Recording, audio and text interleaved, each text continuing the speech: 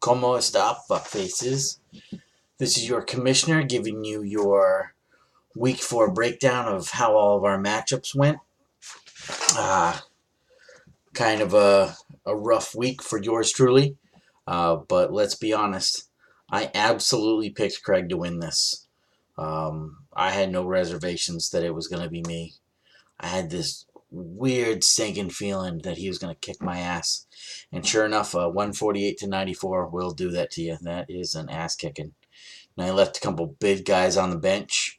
My quarterback, Jared Goff, being one of them. But, I mean, he had Trubisky on the bench. So, really, if I had started a perfect lineup, I could have beat his 148. But if he had started a perfect lineup, he'd have scored damn near 200. Kudos to Senor Craig. Hats off to you, kiddo. You beat me. Um, Darren and JG were the high scoring affair of the week. JG put up 159 to Darren's 120. Normally 120 is going to get you a W. Not this week. We had 4 teams outscore 120 points this week, and all 4 of those teams went over 140 points. So huge weekend for fantasy football scoring. And I know there are a ton of points on people's benches this week too. Um, let's see. Scotty goes to 3-1, 149 points. Brandon finally gets over the 100-point schneid, scores 104, but ran into the buzzsaw that was Scotty and got his ass kicked. Eli scores 88 points and wins. How about that? The only team in the entire league Eli would have beat this week was Brandy. All 8 other teams outscored Eli this week, including Fabian. But matchups are matchups. Eli gets the benefit of playing 72-point scoring Brandy. He wins 88 to 72. Fabian 0-4, bro. Ouch. Loses to Nikki 145 to 90.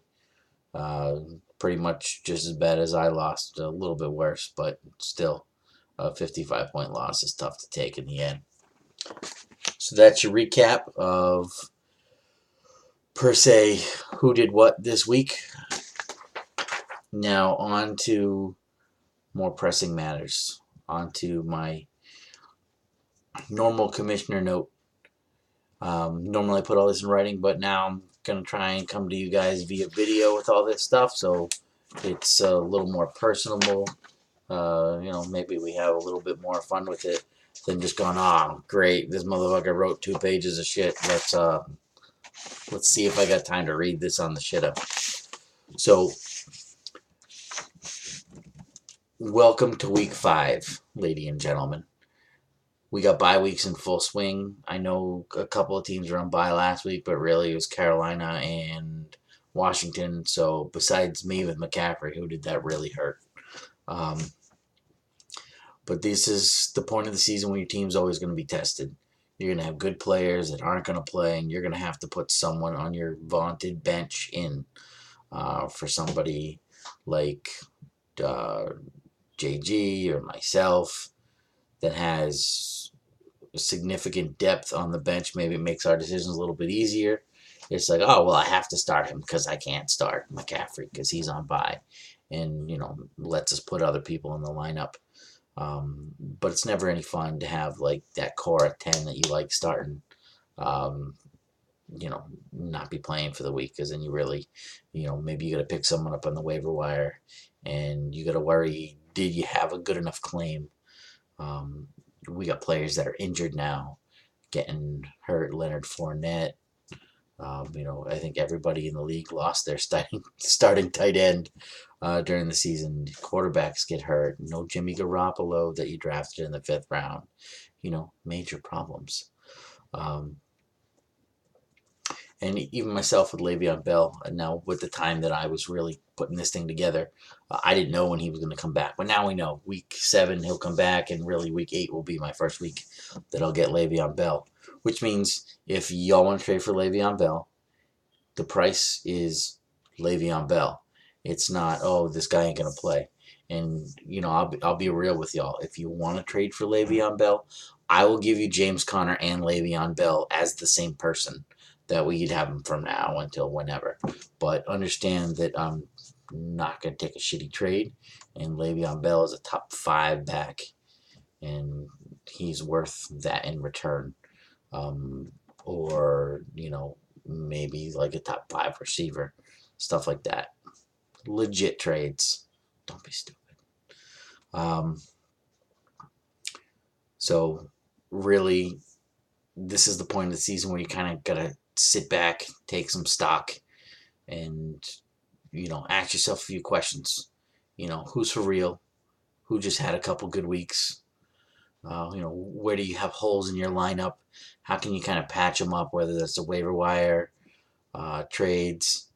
Do you see an underperforming star on someone else's team that you have faith in that, maybe you can get at a discount?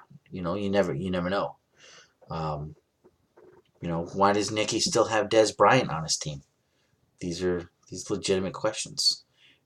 Can you survive the middle of the season if you have a major player that's hurt? Can you get through and still have enough wins at the end to make the playoffs? Do you have extra players that you can, maybe you trade for an injured star that'll be back for you come playoff time, and you're helping out a team that needs someone now because they don't have bench depth. How the fuck does Craig keep winning every week? And really, honestly, look at your team and say to yourself, which one of these motherfuckers do I keep starting and I lose every goddamn week by 5 or 6 points because I keep starting them? Like I said, these are all valid questions to be asking yourself right about now. And questions you honestly need to be asking yourself. I've been trying to ask myself if I should try and trade Bell for a piece, but up until this week, I've had plenty of depth, so I can just stash him away and really just wait for his triumphant return, hopefully, on week 7 when he actually comes back. That way, I really don't have to sit there and trade him away to any jamokes. But then I sit here and get smoked by fucking Craig, and then it's more of a, oh damn, maybe. So, it's definitely not something where I'm opposed to trading him, but I'd really like, since I've waited now through week 5, to really kind of sit back and wait for that asshole to finally play on my team. As a multi-time champ across a bunch of different formats, I played fantasy football since 1997. I can say that sometimes making a big move is the only thing that you can do. It might not feel right to you. You might love a player, but honestly, in the end, sometimes making a big move and taking a risk on a gut feeling you have is what ends up winning you everything. In the past, I've made big moves that are just off a gut feeling that a lot of people at the time, they'd be like, wow, that's fucking stupid. But in the end, it's a matter of what won me a championship versus what didn't. It's a matter of filling that hole in your lineup. Not unlike,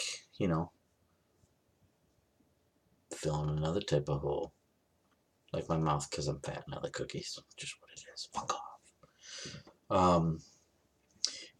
Honestly, I feel like it's okay to sacrifice a superstar if you can get you 2 legitimate starters rather than starting flyers off the waiver wire or starting someone off of your shitty bench, Fabian. That's honestly what Craig has done to build his team. When I gave you those questions, one of them was, how the fuck does Craig keep winning? And it's because Craig has made big moves. He's traded away superstars, and he's built depth on his team. They might not all be number 1s, but they're all top 30s. And the thing with top 30 guys is they're going to score you points. You're going to get consistent points out of them. You're going to have a few duds, but then you're going to have weeks where they just fucking explode, and you're gonna do great. Just with that trade that he pulled for LaShawn McCoy. Now, I personally have shit on this trade, saying on the surface, Sanu and Shepard for McCoy is dumb. But look at it this way: McCoy's been garbage this season. He's got a shitty quarterback, an offense that won't work,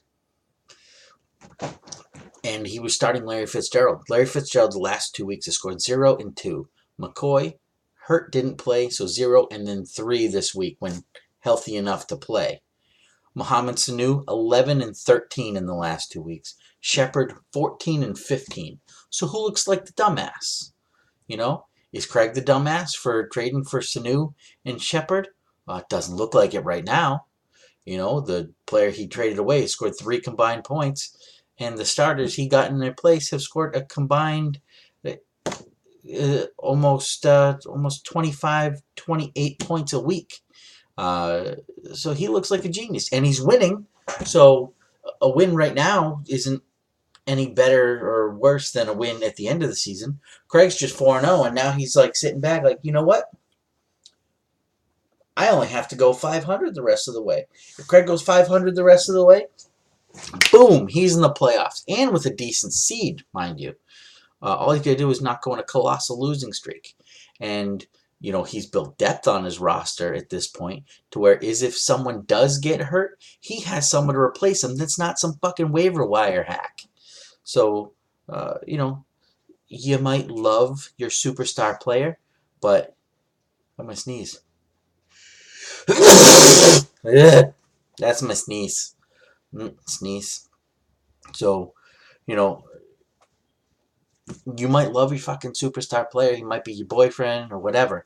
But I tell you what, if someone were to offer me 2 legitimate starters that I could start on my fucking roster for one of my superstars, I'm going to think about it. I'm not saying I'll take it, but I'm going to think about it if I need depth. Now, obviously, if you're in the other way around, like I feel as I am, I got 2 or 3 people on my bench that I wish I could start. I just don't have the roster space. Well, you got to look at a team like that and understand, well, this guy is trying to get a superstar, and he probably can give me 2 players for my 1 superstar.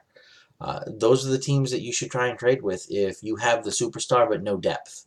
Look at those teams.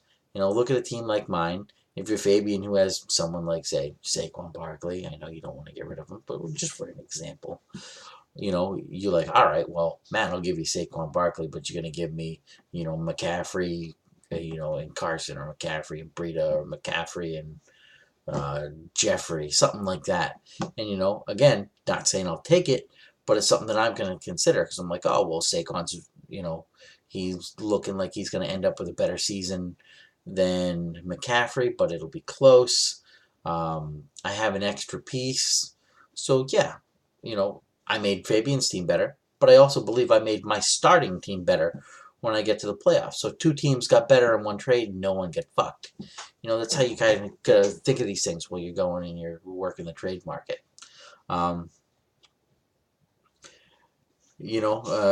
Just think of it mathematically this way. And I'm sorry that I'm making anyone think right now while watching a fucking fantasy football video. But say you got a shitty tight end. He's scoring you 1-2 points a week. Maybe you got Will Dissly on your roster and he just got hurt, right? So rather than get 1 or 2 points on a flyer, maybe get a good week. Say he's going to average 3 points a week. And you got a superstar scoring you 18, 19 points a week.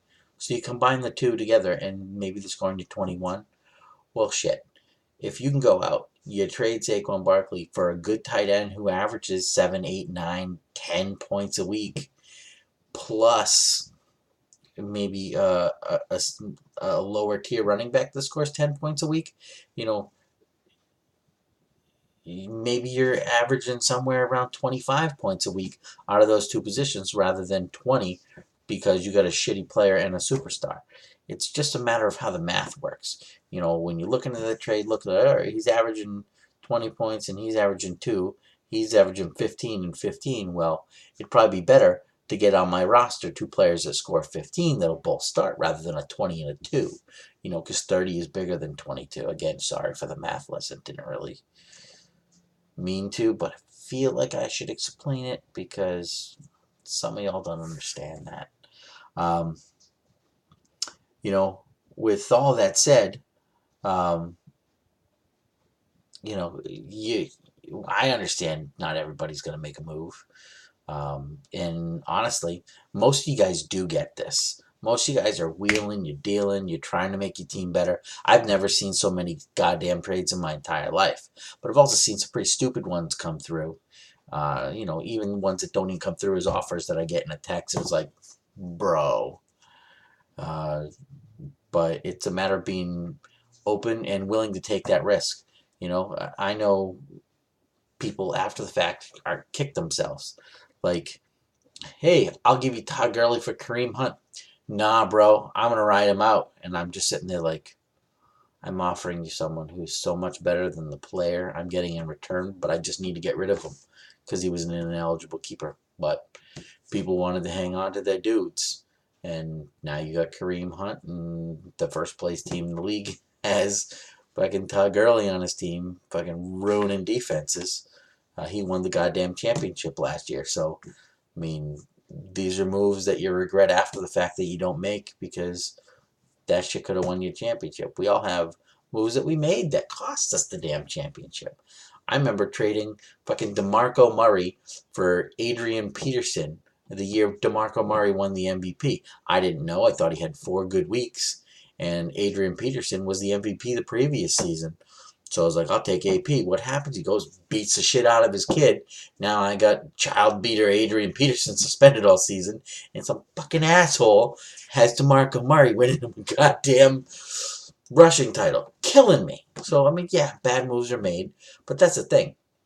Like, the people who make the moves can regret it later. But the people who don't make the moves just, you know, you just look like a stagnant little bitch for just being like, I'm not going to do anything. I love my team. I'm finished 5th. And they'd be like, wow, hey, asshole, this is why you never win. And it's funny because typically I would make this rant about Scotty because he never fucking trades with anybody. And, you know, he's made moves this year. And the first time he went out on a limb and just made a big fucking move and went out and got Todd Gurley last year, he wins a goddamn championship. He made a move. He took a risk. Leonard Fournette was one of the top running backs in the league, and he absolutely could have outscored Todd Gurley for the remainder of that season, and Scotty said, you know what, I'm going to go for it. Took the risk, won a championship. This is what I'm saying. You know, with all that said, I'd like to move on to our main new feature that we have here, which are our power rankings. Now, these power rankings are based on a few different factors: wins, losses, games over 100 points, average points you score, the lowest score you've had this season, and even what your opponents are scoring. Because maybe you got a good record, but you're getting an easy schedule, or maybe you got a bad record or a so-so record, but, you know, you've been playing against fucking juggernauts all season, and it's not really your fault. You're just a victim of poor scheduling. And, you know, there's opportunities for that to turn around. So with all that said, here we go. So basically, these are 1 to 100. Every category except for opponent's points are worth up to 20 points. They go down incrementally by 2, so you get 20 points if you're first, but if you're second, you get 18, so on and so forth. Opponents' points I valued a little bit lower because in the end, your opponents are who your opponents are, but I still think it should have been a factor. So Scotty ends up ranked number 1 with 89 total points. I am ranked number 2 with 88 total points. Nikki is ranked 3rd with 85 total points. Craig is ranked 4th with 80 total points. JG is 5th with 72.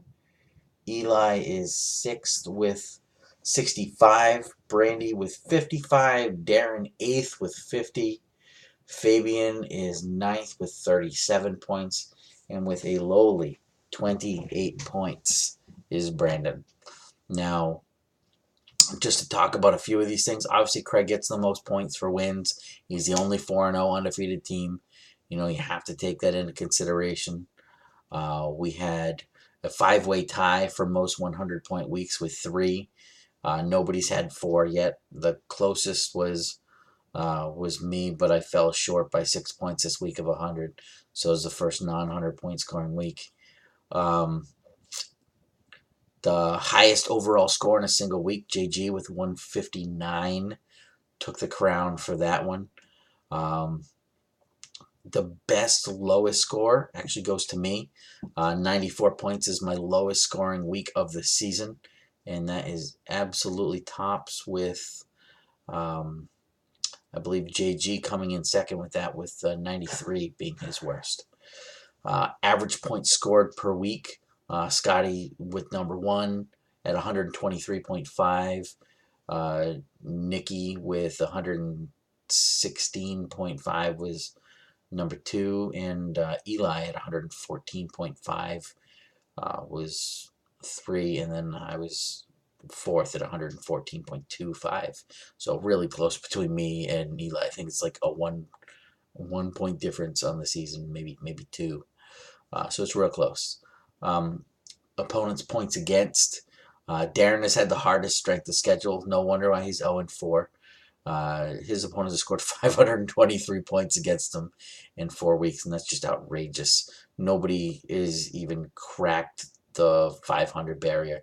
I'm sorry. Fabian has had 513 against him, so he's right up there too. Other than that, nobody's cracked the 500 barrier. Easiest schedule on the season is 3-1 Eli. Has only faced 353 points all season. So that motherfucker is getting lucky as fuck. Facing just an abysmally scoring parade of people. I don't think he's faced any of the real top teams yet. So we'll see if life gets a little harder for Eli. That's probably why he's so far down in the power rankings, because he's had it pretty easy this season so far. Not to mention the fact that he's had 2 sub-90 point weeks. But hey, sometimes strength of schedule helps you out. A win's a win in the end. So tomorrow, Scotty and I will be back to do our weekly picks. On Thursday, we're going to do something a little bit different than giving you guys some bold moves. We're going to talk more about players like in general. Should be fun though.